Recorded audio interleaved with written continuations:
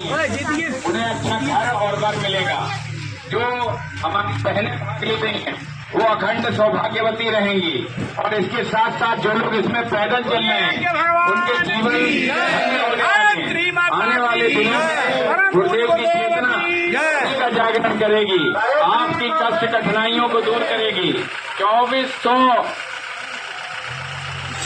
तीर्थों का राज्य और जल स्थापित है, 2400 तीर्थों का पुण्य है। इसलिए थोड़ा सा पीछे रस्ते थोड़ा सा। परम पूज्य गुरुदेव वंदनीय माता जी के साथ 2400 तीर्थों को लेकर के आए हुए हैं। ये सौभाग्य आपके द्वार पे आया हुआ है। आप ये सोचिए, आप पूरे जीवन में चाह लें तब भी 2400 तीर्थों के दर्शन नहीं कर सकेंगे। आज आपके घर के सामने आए हुए हैं तीर्थ।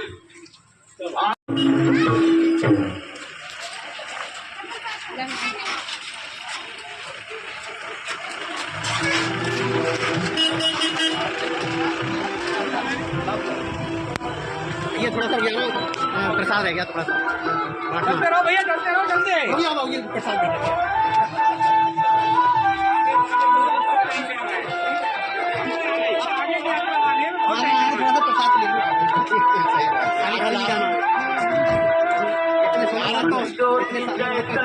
दर्शन दे रहे हैं, ज्योति चैतन्य रूप है गुरुवर भैया कहाँ जा रहे हो? ज्योति कलश जन जन तो हमारा सोना है बरेली के स्तंभ भाई लोग है। कहाँ जा रहे हो मैदान छोड़ के? चले रही हो। बोलिए यात्री माता की, शांति कुंजर की, यज्ञ भगवान की, भारत माता की। चलिए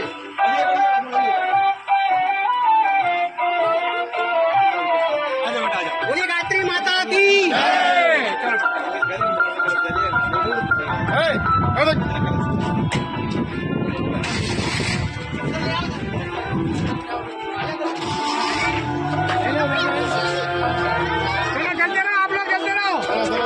अपन ज्योति के जन्म शक्ति पर यह संकल्प जगानी है। ज्योति कलश के दीप ज्योति को प्रखर प्रचंड बनानी है। अपन ज्योति के जन्म शक्ति पर यह संकल्प जगानी है। ज्योति कलश के दीप ज्योति को प्रखर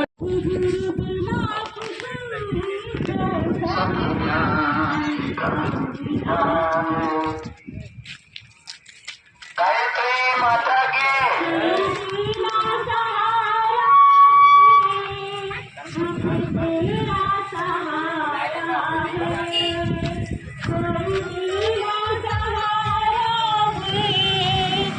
मुझे तेरा सहारा है, तेरे बिन से दुनिया में अब कौन हमारा है।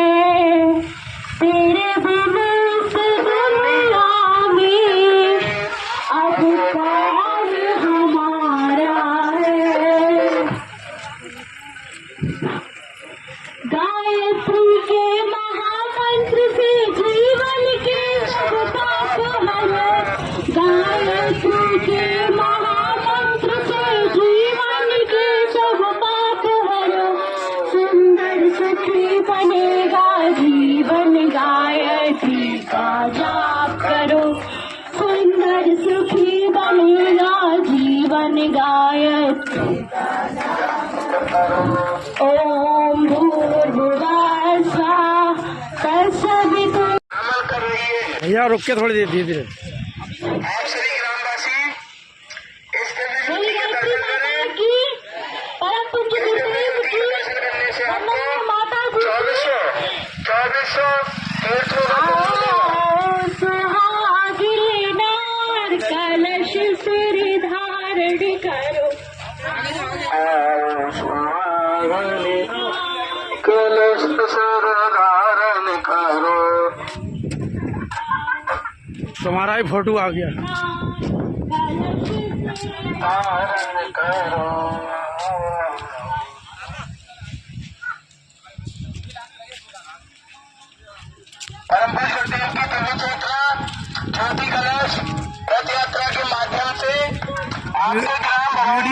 वीडियो देख रहे हो एक आध ना? आप सभी ग्रामवासी दिव्य ज्योति के दर्शन करें। इस दिव्य ज्योति के दर्शन करने से आपको धीरे धीरे धीरे धीरे 2400 तीर्थों का पुण्य मिलेगा। 2400 तीर्थों का पुण्य मिलेगा। ज्योति कलश में 2400 तीर्थों की रज एवं जल उपस्थित है।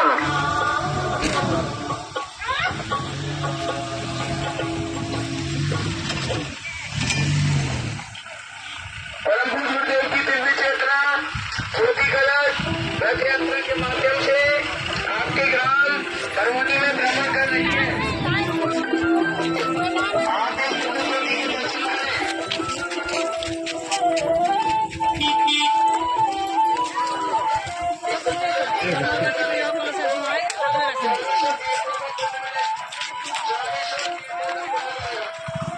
सभी के लिए बहुत बहुत शुभकामनाएं, मंगल कामनाएं। धन्यवाद।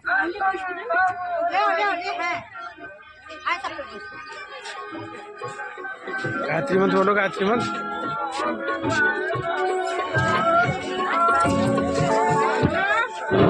चलिए 3 बार गायत्री मंत्र बोल लीजिए और आज अभी से शुरुआत कर दीजिए।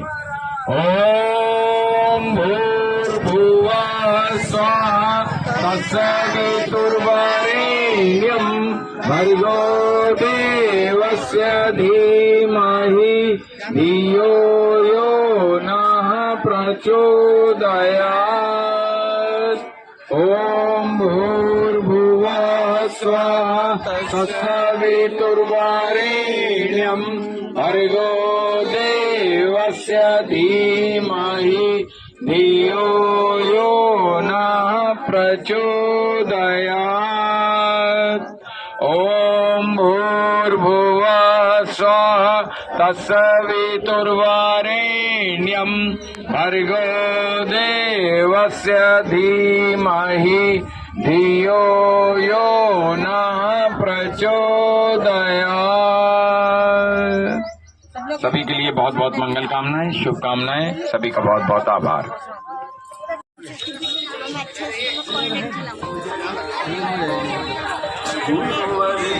पद जहाँ गए थे तीर्थ हमारे वही वही है। हाथ गुरु के सर जिनके था न्यू मिशन के आज वही है। उन सबको एक सूत्र में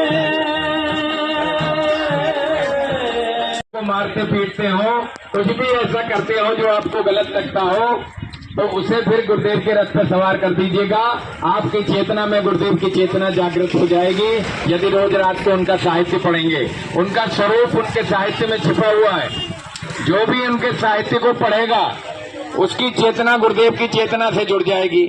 आपके प्रश्नों का उत्तर आपकी चेतना में आएगा तुरंत। आप गायत्री मंत्र बोल लें, आप सभी का कल्याण हो जाएगा। चलिए।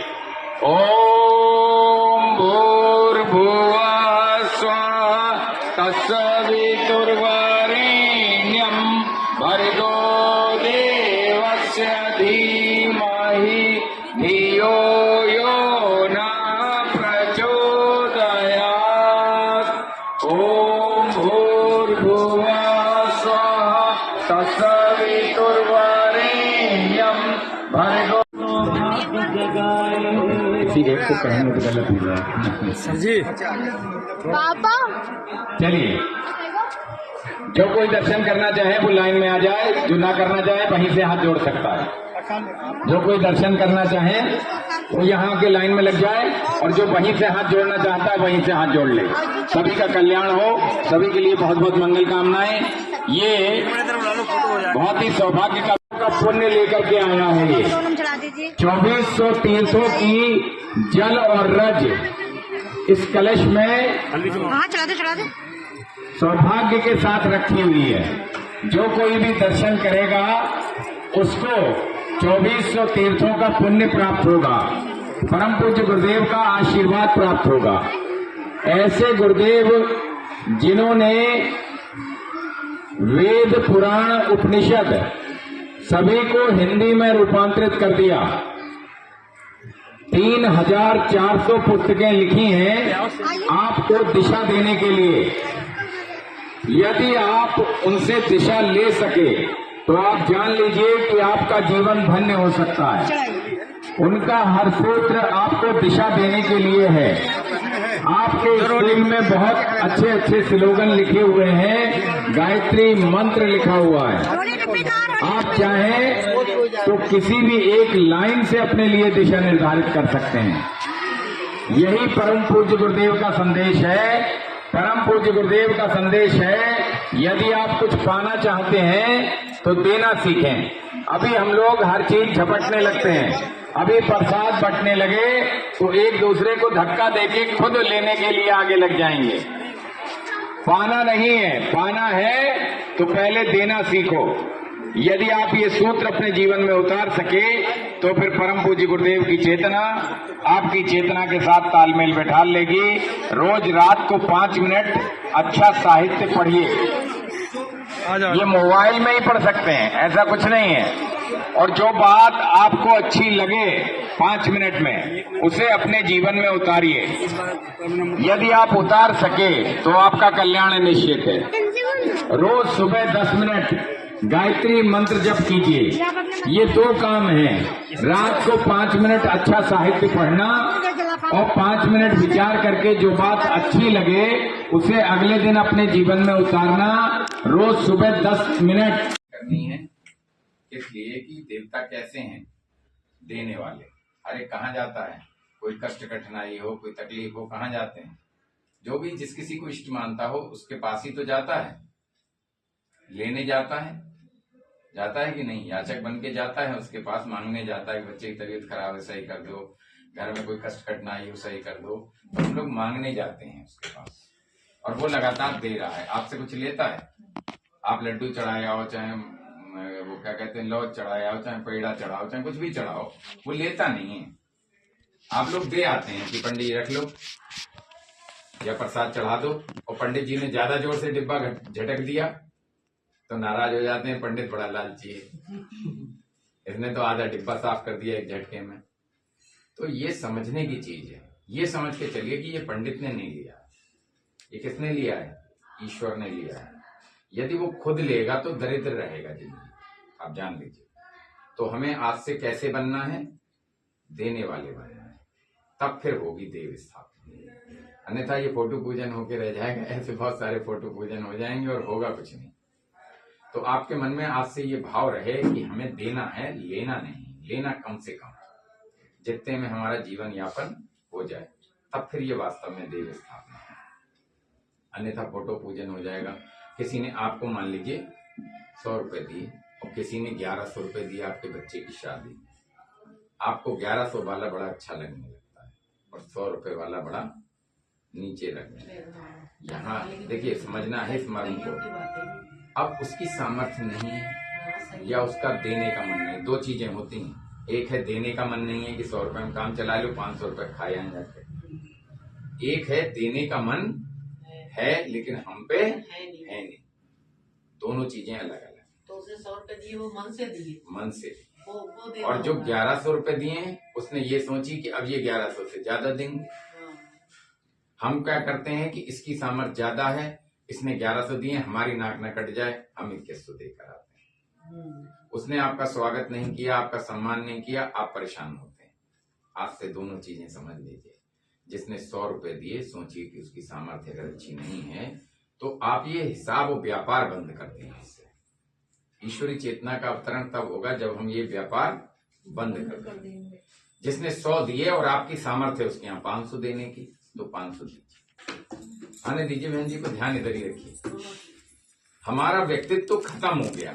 हम हमेशा कैसे होते हैं? दूसरों के नियंत्रण में चले गए। उसने 100 दिए, अब हम हिसाब किताब रख रहे हैं, तो हम व्यापारी बन गए, लेखा जोखा रखने वाले बन गए। तो आप जान लीजिए इससे कोई बहुत फायदा नहीं होगा। जिंदगी में परेशान रहेंगे, उसकी हर बात से परेशान रहेंगे। देते रहेंगे तो परेशान, लेते रहेंगे तो परेशान। आज से एक जीवन का नियम बनाइए कि हमें ये लेन देन का व्यवहार, व्यापार नहीं करना है। किताब कॉपी में कोई नोटिंग मत करिए। अगर नोटिंग करनी है तो इसलिए करिए, मैंने अपने जीवन में पहली बार नोटिंग करी अपनी बेटी की शादी। क्यों करी ये बता रहा हूं। इसलिए कि अब जिस किसी ने जो कुछ दिया उसका उसे दुगना करके देना। आज हमारे पास सामर्थ्य नहीं, लेकिन जब इसके बच्चों की सामर्थ्य होगी, अब कोई जरूरी नहीं किसी की 6 महीने बाद शादी होती, किसी की 6 साल बाद शादी होती, तो हम इसे क्या करेंगे, दुगना करके देंगे। इसलिए नोट करें, और इसका पर्पज ये नहीं था व्यापार करेंगे।